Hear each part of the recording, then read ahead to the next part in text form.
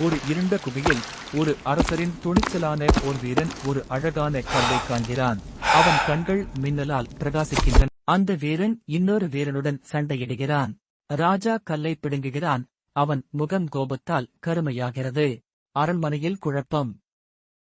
ராஜ்யமே அச்சத்தில் உறைந்து அரண்மனை மூடப்பட்டுள்ளது. எங்கும் அமைதி. மக்கள் அந்த கல்லை சாபக்கல் என அஞ்சினர்.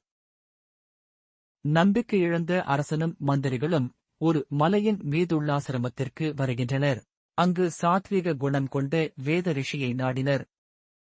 ஒரு பெட்டியில் வைத்து சாபக்கல்லை முனிவரிடம் கொடுக்கப்பட்டது. அனைவரும் அச்சத்தில் உறைந்தனர்.